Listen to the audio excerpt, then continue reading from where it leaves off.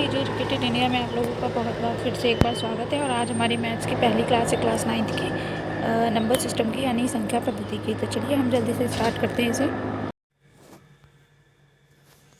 तो बच्चों हम स्टार्ट करते हैं मैथ्स का पहला चैप्टर जो है हमारा संख्या पद्धति का चैप्टर। ये हमारा पहला चैप्टर है संख्या पद्धति का।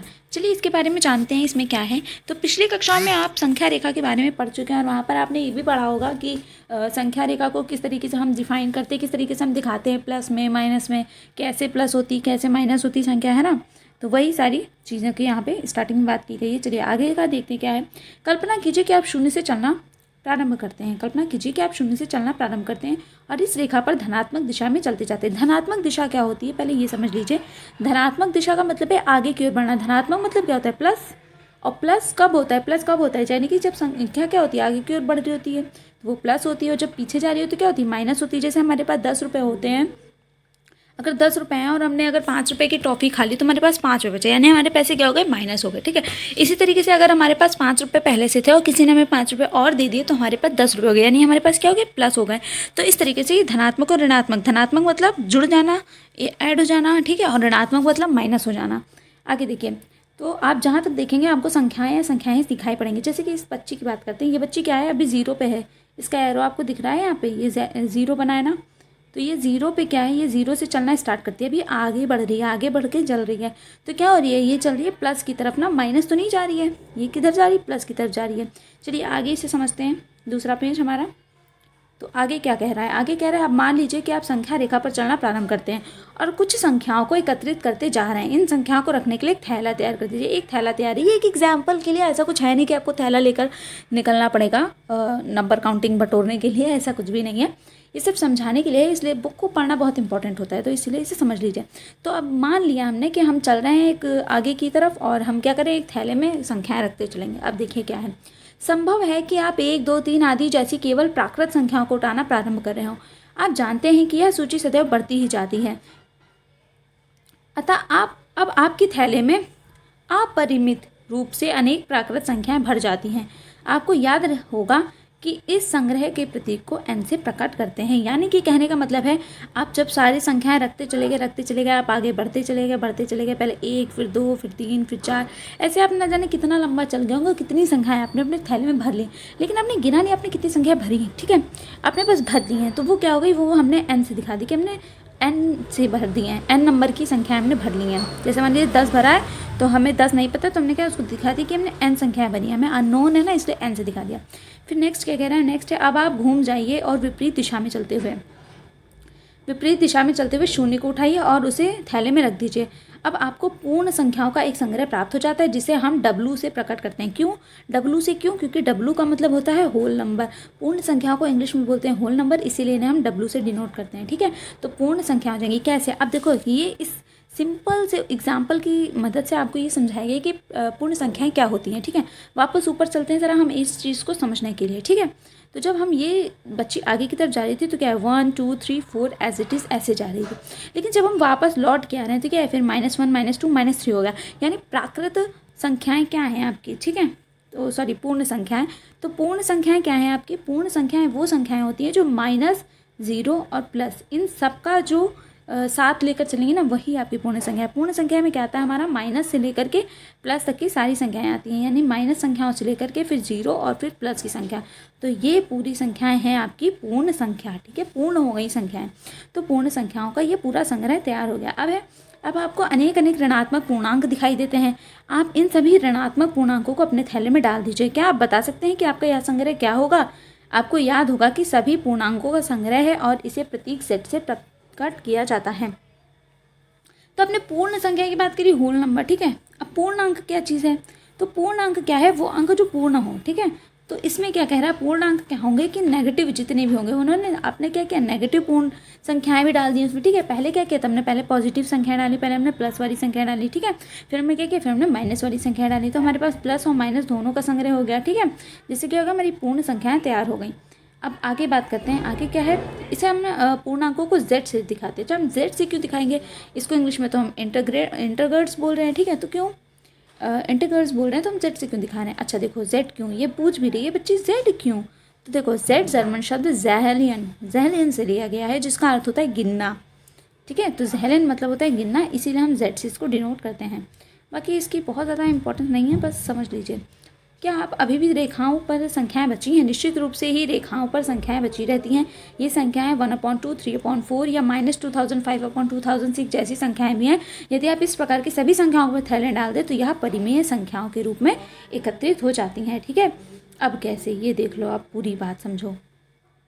फिर से यहीं आओ, देखो क्या है, ये जो 1 2 3 4 थी, ये हमने संख्याएं ली प्लस वाली, फिर -1 2 3 4 वाली माइनस वाली, 0 इंक्लूडेड। तो ये संख्या हमारी क्या हो गई थी?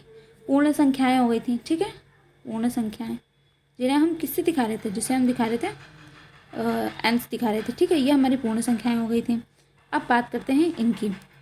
1 से 0 के बीच में 1/2 आता है, 1/4 आता है, 1/3 आता है, ऐसी संख्याएं आती हैं। ठीक है, 1 में जितना आता है, तो ये क्या है हमारे इसमें आ रहा है 0 से 1 के बीच। ऐसे ही -1 से 0 के बीच भी आती हैं। ठीक है, तो ये कहना है यहाँ पर इसका कि वो जब हो जाएंगी तो उन्हें हम क्या बोलते हैं? इन्हें हम परिमेय संख्याएं बोलते हैं, यानी जो एस टाइप की संख्या होती हैं, ऐसी बटे वाली। ठीक है, तो इस प्रकार की संख्याएं क्या हैं? आपकी परिमेय संख्याएं, जिसे हम बोलते हैं रेशनल नंबर्स।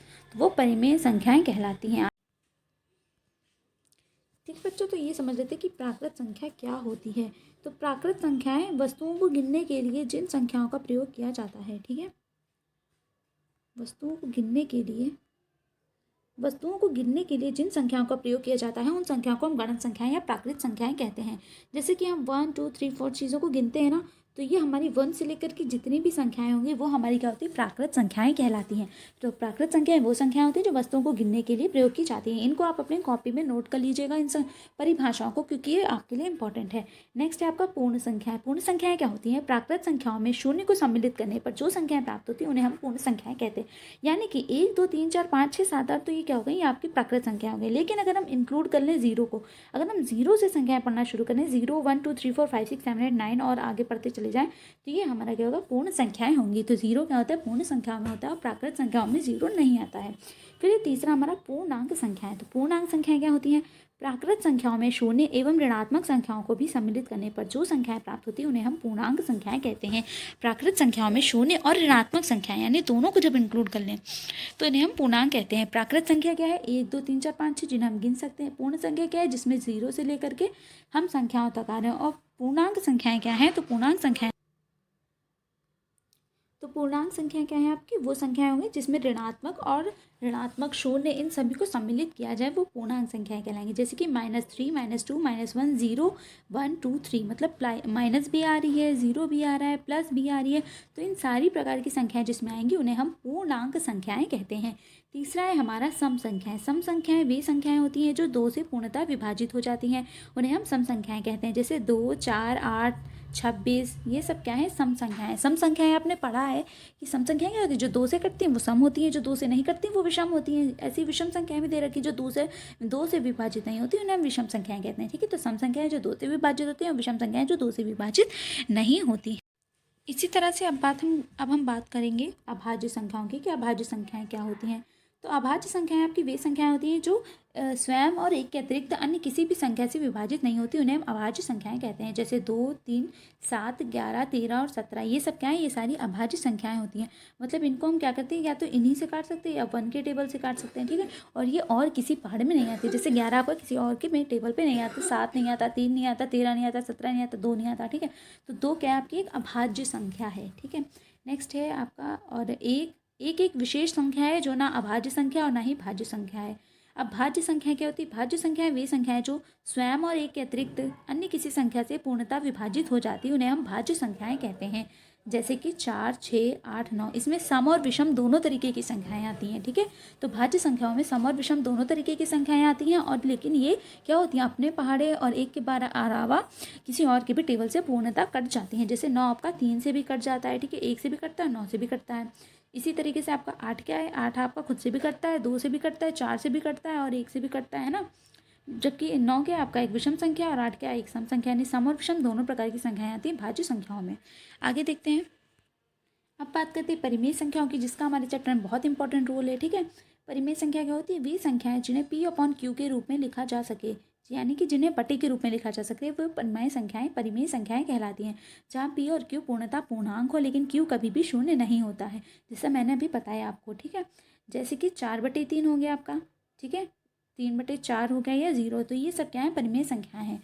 4, 3/4, 0, ये सारी क्या है? परिमेय संख्याएं होती हैं। 0 भी परिमेय संख्याओं में आता है, लेकिन q का मान जो होता है वो 0 के बराबर कभी नहीं होता है। क्यों नहीं होता ये भी बताया है, तो बता रहे हैं फिर, ठीक है। अब आपका परिमेय संख्याएं भी हो गया। अब अभी आपकी परिभाषाएं बाकी, जैसे आपको अपरिमेय संख्या भी पढ़ना है अभी, और भी कुछ परिभाषाएं, लेकिन जब मैं अभी आगे पढ़ाऊंगी तब उनकी डेफिनेशंस आपको यहाँ पर बताऊंगी।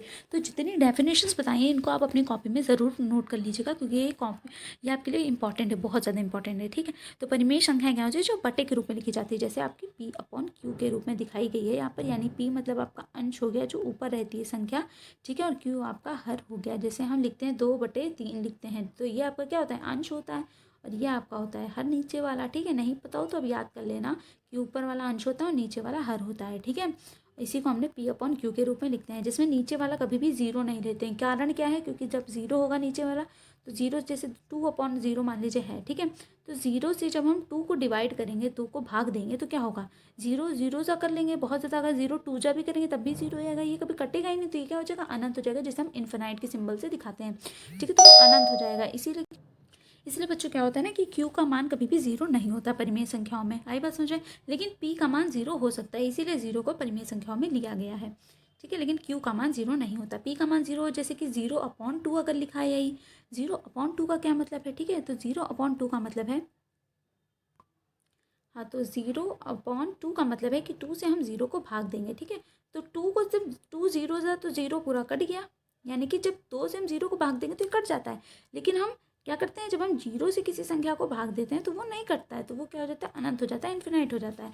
इसीलिए कभी भी q का मान जो है वो 0 नहीं होना चाहिए, और p का मान 0 हो सकता है, इसीलिए 0 भी एक परिमेय संख्या होती है, ठीक है। 4 और आपका जैसे 4 है, आप 4 आपका हो गई, ये क्या है? ये तो एक पूर्ण संख्या में भी आता है, एक प्राकृत संख्या में भी आता है, जैसे मैंने परिभाषा बताई, तो 4 क्या है? पूर्ण संख्या और प्राकृत संख्या दोनों में आता है। तो पूर्ण और प्राकृत संख्या जो होती है उनमें की क्या है? परिमेय संख्या में आता है, यानी 4 परिमेय संख्या में आता है। कैसे परिमेय संख्या? तो केवल बटे वाली संख्या होती है, तो 4 को हम क्यों ले रहे परिमेय संख्या में? ये सवाल आ रहा होगा मन में। देखिए इसका कारण क्या है, क्योंकि 4 जो अगर हम खाली 4 लिखेंगे तो हम इसे ऐसे भी तो लिख सकते हैं, 4 को हम 4/1 भी तो लिख सकते हैं, कोई फ़र्क है? कोई फ़र्क नहीं, क्योंकि जब हम 1 से 4 को भाग देंगे, ठीक है, तो 1 4 ज़ाई 4 होगा, तो फिर 4 आ जाएगा, यानी 4/1 भी लिख सकते हैं। यानी कोई भी संख्या जब खाली आपको दे रखी है, वो पूर्ण प्राकृत संख्या दे रखी है, तो आप क्या कर सकते हैं? उसको भी परिमेय संख्या में लिया जा सकता है। अगर 4 की जगह 25 होता तो भी हम उसे ले लेते हैं, अगर उसकी जगह 27 होता तो भी वो हमारा क्या होता? परिमेय संख्या कहलाता, क्योंकि बटे में 1 तो है ही ना, तो वो परिमेय संख्या होगा, ठीक है।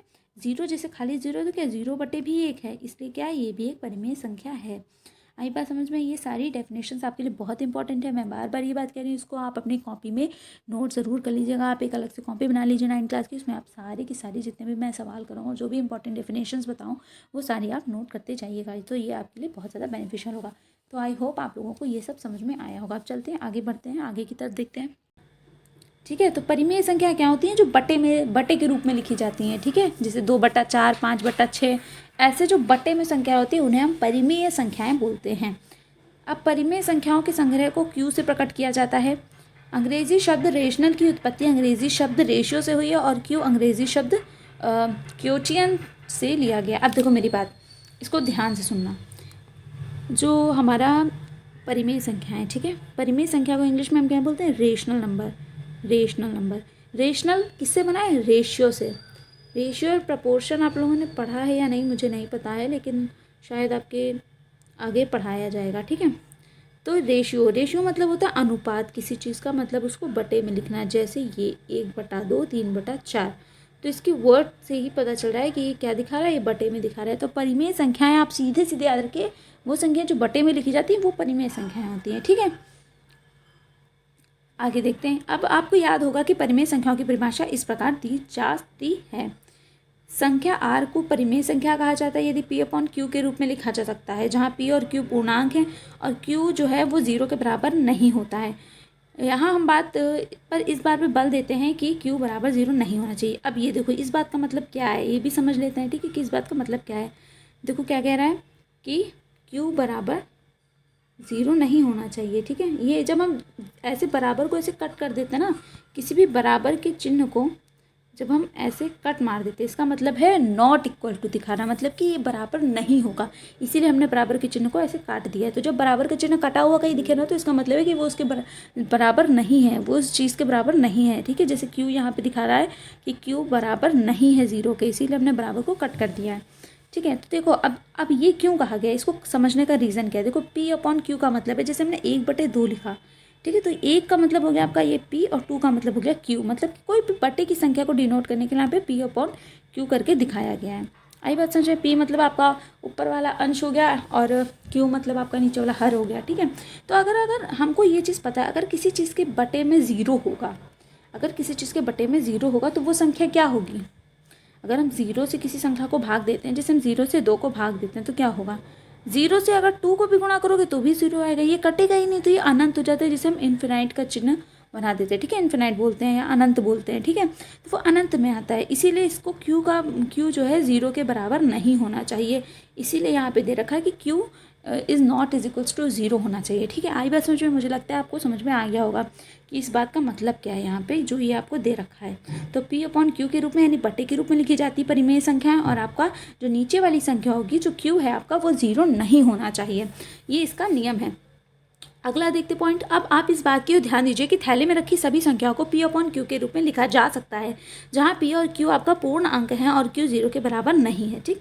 उदाहरण के लिए आप देखिए यहाँ पर एक एग्जाम्पल भी दे रखा है समझने के लिए, कि उदाहरण के लिए -25 को -25/1 के रूप में लिखा जा सकता है, जहाँ P बराबर -25 और Q बराबर 1 होता है। इस तरह हम यह पाते हैं कि परिमेय संख्याओं के अंतर्गत प्राकृत संख्याएं, पूर्ण संख्याएं और पूर्णांक भी आते हैं। अच्छा, कैसे, देखो भाई, कोई भी नंबर होता है, जैसे हमारे पास 2 होता है, ठीक है, कभी हम एलसीएम लेते हैं 2 + 4/9 मान लो ऐसा कुछ है, ठीक है, तो हम कैसे एलसीएम लेते हैं, तो हम यहाँ पे सपोज कर लेते हैं कि यहाँ पे 1 होगा, क्योंकि अगर किसी संख्या के नीचे बटा 1 है तो उससे कोई फ़र्क नहीं पड़ता, क्योंकि 2/1 का मतलब क्या, अगर हम 1 से 2 को भाग देंगे तो 1 2 ही 2 होगा, तो आएगा तो 2 ही ना, तो वापस तो ये 2 ही आएगा। इसका मतलब क्या है, इसका मतलब ये बटे में 1 लगाने से कोई फ़र्क नहीं पड़ता है। आई बात समझ में। यानी कि जो परिमेय संख्याएं थी तो उनके अंतर्गत प्राकृत संख्या, पूर्ण संख्या और पूर्णांक, यानी परिमेय संख्याओं के अंदर ये सारी प्रकार की संख्याएं आ जाती है, प्राकृत, पूर्ण और पूर्णांक, ठीक है। आगे देखते हैं। आप यह भी जानते हैं कि परिमेय संख्याओं को P/Q के रूप में अद्वितीय यानी यूनिक निरूपण नहीं होता है, जहाँ P और Q पूर्णांक है तो Q 0 के बराबर नहीं। बार बार वही लाइन दोहराई जा रही है कि भाई P और Q एक पूर्णांक होते हैं और इनमें Q जो है 0 के बराबर नहीं होना चाहिए। उदाहरण के लिए 1/2 बराबर 2/4 बराबर, जैसे ये सारी चीज़ें, ये सारी संख्याएं, ठीक है, ये क्या है आपकी परिमेय संख्याएं। अब परिमेय संख्याएं तुल्य परिमेय संख्याएं या भिन्न हैं, फिर भी जब हम कह सकते हैं कि P/Q एक परिमेय संख्या है, या जब हम P/Q को एक संख्या रेखा पर निरूपित करते हैं, तब हम यह मान लेते हैं कि Q 0 के बराबर नहीं है और P और Q का 1 के अतिरिक्त कोई अन्य उभयनिष्ठ गुणनखंड नहीं है, और अतः रेखा पर 1/2 के तुल्य अपरिमित रूप से अनेक भिन्नों को हम 1/2 लेते हैं, जो सभी को निरूपित करती है। आइए अब हम इन भिन्न भिन्न प्रकार की संख्याओं, जिनका अध्ययन हम पिछली कक्षाओं में कर चुके हैं, उनसे संबंधित कुछ उदाहरण हल करते हैं। तो देखो भाई, अब इसमें से रिलेटेड जो इतना भी हमने पढ़ा इतने टाइम में, उसमें से मुझे लगता है कुछ तो आपके समझ में आ ही गया होगा, ठीक है। अगर पूरा नहीं समझ में आया तो चलिए अब इसका एग्जाम्पल देख लेते हैं। तो एग्जाम्पल क्या दे रखा है भाई, नीचे दिए गए कथन सत्य हैं या असत्य, कारण के साथ अपने उत्तर दीजिए। अच्छा, पहला पूछा गया है कि प्रत्येक पूर्ण संख्या एक प्राकृत संख्या होती है। चलो अब इसको देख लेते हैं क्या होती है, आपको क्या लगता है होती है या नहीं होती है। तो अभी हमने पढ़ा है क्या कि पूर्ण संख्या क्या होती है, प्राकृत संख्या होती है या नहीं होती है, तो नहीं होती भाई, ऐसा कुछ भी हमने नहीं पढ़ा। तो ये क्या है, ये कथन एक असत्य कथन है। क्यों, क्योंकि 0 एक पूर्णांक संख्या है परंतु प्राकृत संख्या नहीं होती है, ठीक है। 0 आपका पूर्ण संख्या होती है लेकिन प्राकृत संख्या नहीं होती है। प्राकृत संख्या में कौन सी संख्या आती है, प्राकृत संख्या में आपका 1 से लेकर 9 तक आती हैं, तो वो आपकी प्राकृत संख्याएं होती हैं, ना कि 0 जो है प्राकृत संख्या में नहीं आता है, वो पूर्ण संख्या में आता है। तो प्रत्येक पूर्ण संख्या एक प्राकृत संख्या होती है। अब बता दो आप, तो प्रत्येक पूर्ण संख्या प्राकृत संख्या नहीं होती है, ठीक है।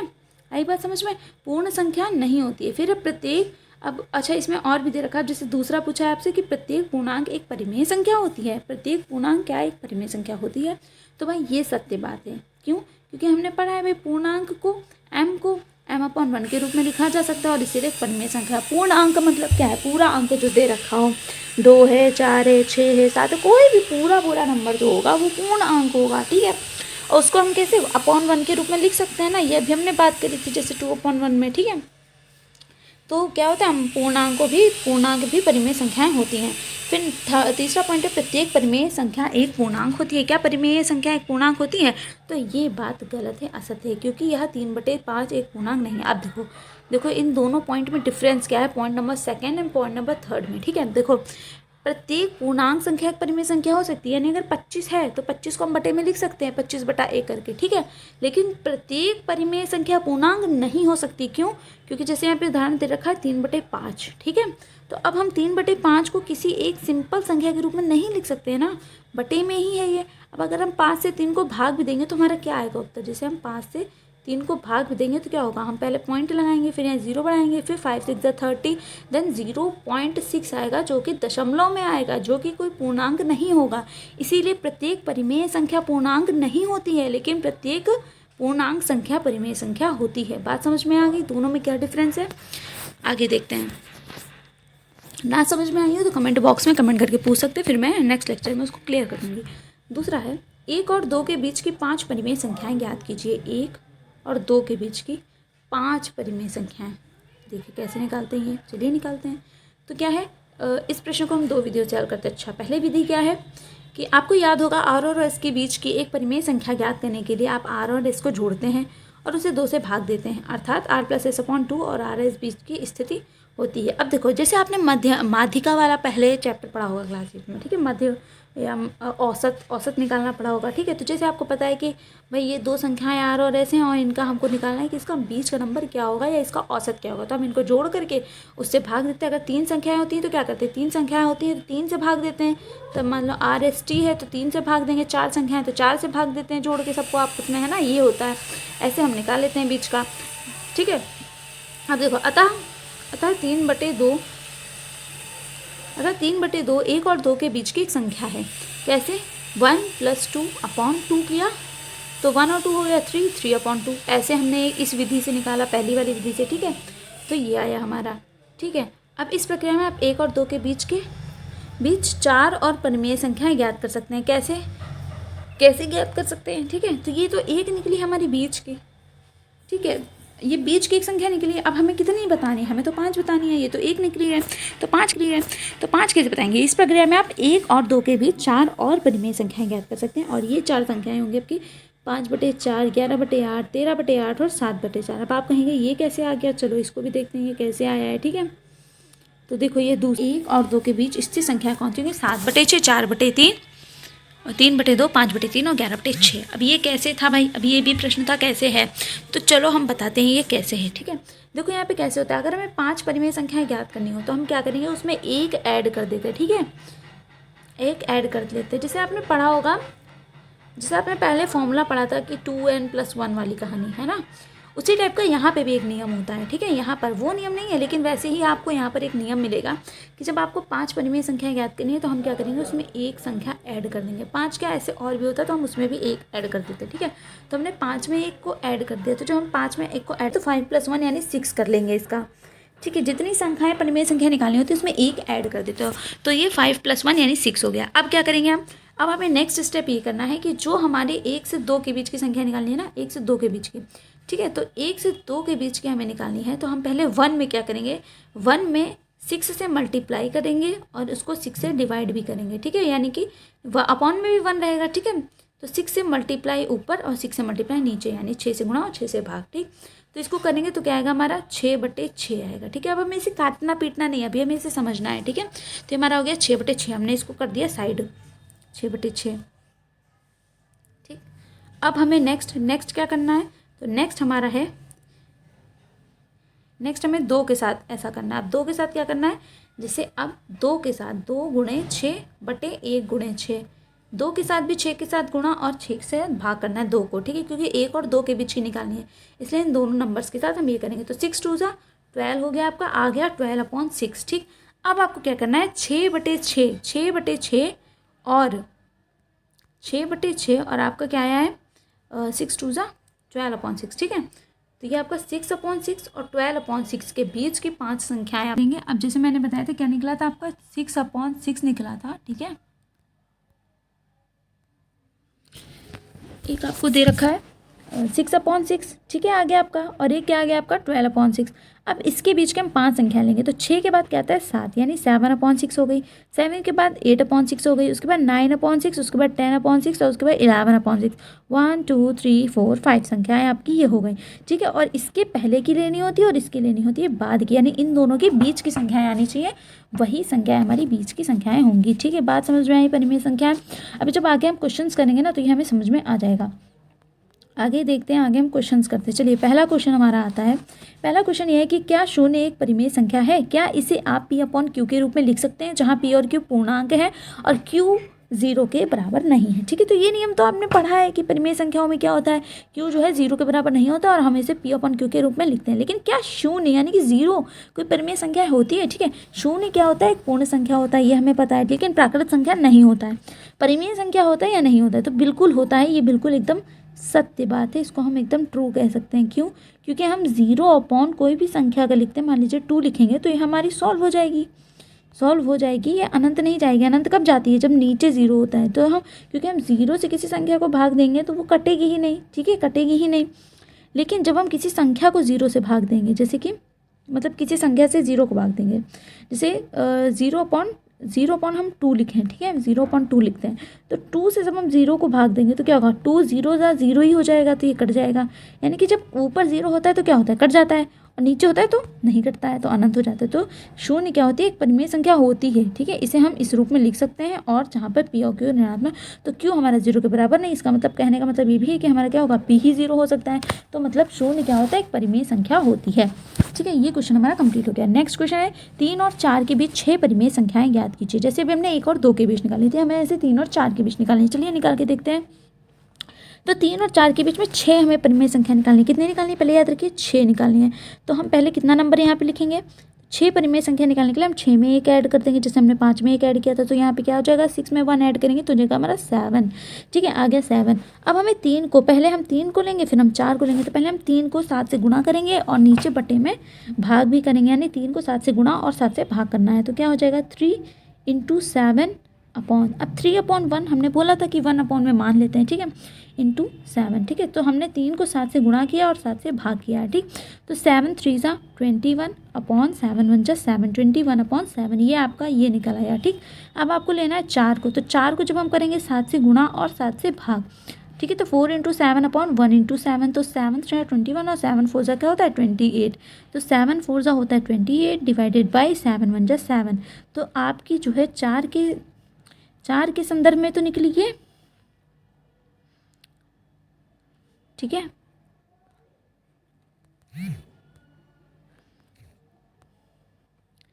तो हमारी क्या आई थी संख्या,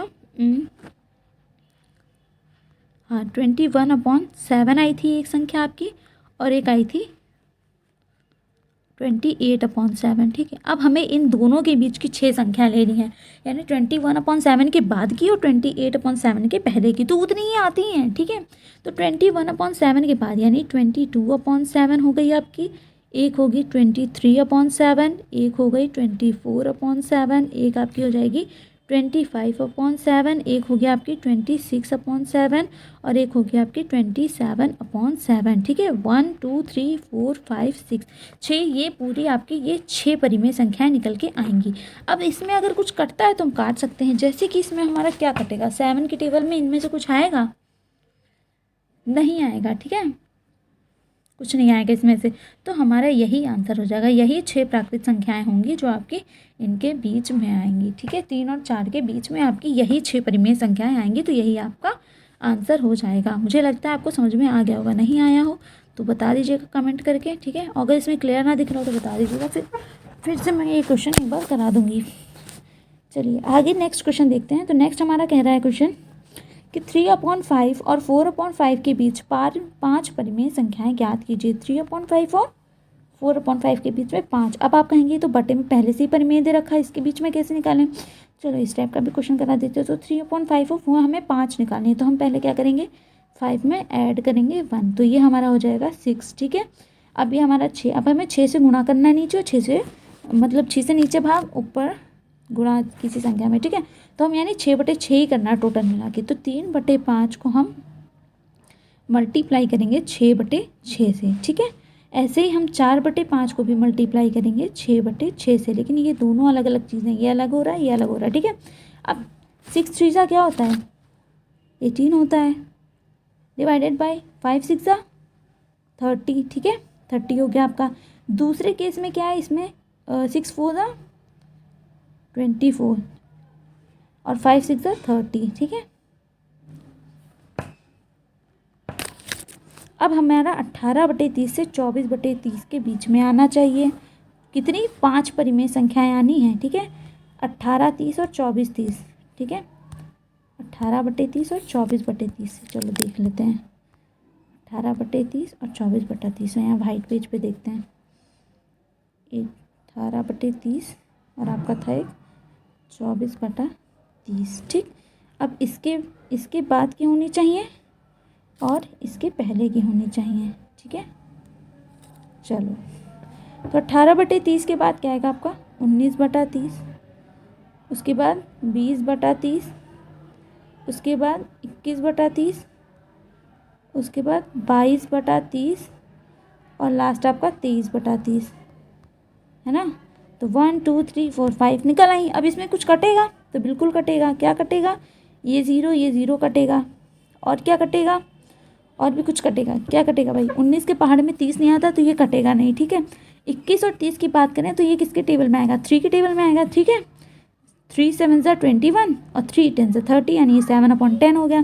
फिर ये 2 के टेबल में कटेगा, जैसे 11 से ये जाएगा 2 11, ठीक है, और ये हो जाएगा 15, 11/15। अब 23/30 भी नहीं जाता, यानी कि इसका आंसर जो निकल के आएगा वो क्या निकल के आएगा बच्चों, 19/30 पहली परिमेय संख्या, दूसरी आपकी निकलेगी 2/3, तीसरी आपकी निकलेगी 7/10 और चौथी निकलेगी आपकी 11/15, ठीक है। और पाँचवीं और आखिरी आपकी निकलेगी 23/30, ठीक है, 23/30।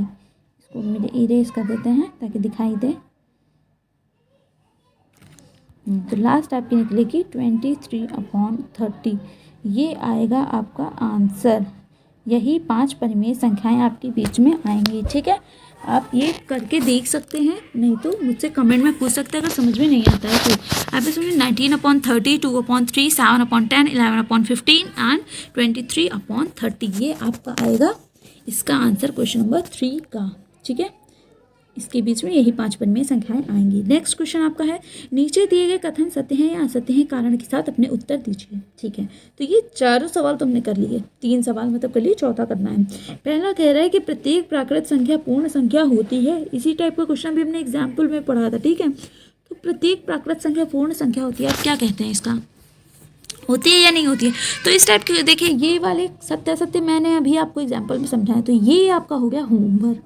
ये आप मुझे होमवर्क करके बताएंगे कि किसको क्या आया, फर्स्ट का क्या है, सेकंड का क्या आएगा, थर्ड का क्या आएगा, आपको क्या समझ में आया क्या नहीं आया, मुझे कमेंट में बताइएगा, ठीक है। तो इसका आंसर मुझे कहाँ भी देंगे आप लोग, ये आपका तीनों क्वेश्चन जो है वो आपका होमवर्क में आएगा, और ये इसका आंसर आप कमेंट बॉक्स में डालेंगे ताकि मुझे पता चले कि कौन कौन पढ़ रहा है और कौन कौन नहीं पढ़ रहा है। नहीं पढ़ोगे तो अपना नुकसान करोगे, मेरा कुछ नहीं जाएगा वैसे भी।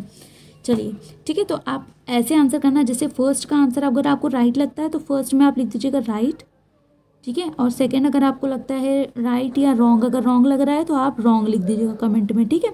तो first right, second wrong, third right या रॉन्ग जो भी होगा, तो ऐसे करके कमेंट करके बता दीजिएगा, ठीक है। तो आई होप आपको ये क्लास अच्छी लगी होगी, और ये मैंने अभी इतने ही क्वेश्चन आपको कराए क्योंकि इतना आपके लिए इनफ है। और नेक्स्ट क्लास में आप लोगों को मैं इसके आगे की एक्सरसाइज करा दूँगी, एक ही दिन में सारा समझा दूँगी, तो प्रॉब्लम होगी। अभी मुझे लगता है इतने में ही क्लियर हो नहीं पाया होगा पूरा, फिर भी चलिए मैंने अपनी तरफ से पूरा प्रयास किया समझाने का। फिर भी अगर कुछ रह गया हो या मुझसे कुछ मिस्टेक हो गई हो तो आप मुझे बता दीजिएगा, मैं उसका ध्यान रखूँगी अगली बार से। तो इसी तरह पढ़ते रहिए आप लोग और तैयारी करते रहिए, ठीक है। मिलते हैं नेक्स्ट क्लास में। तो इसी के साथ दोस्तों, जय हिंद, जय भारत, और पढ़ते रहिए, आगे बढ़ते रहिए। आज ही के दिन पुलवामा अटैक हुआ था, उसके बारे में तो आप लोगों को पता ही होगा। इसे हम ब्लैक डे के रूप में मनाते हैं, तो थोड़ा शहीदों को भी नमन करिए।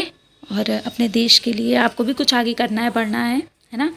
तो ये आपकी ज़िम्मेदारी बनती है अपने देश के लिए कुछ काम करना। तो इसी के साथ आगे ईमानदारी से तैयारी करते रहिए ताकि आप ईमानदारी के साथ अपने देश का भविष्य उज्ज्वल कर सकें। तो आपका साथियों बहुत बहुत धन्यवाद इस क्लास को देखने के लिए, और जय हिंद, जय भारत सभी को।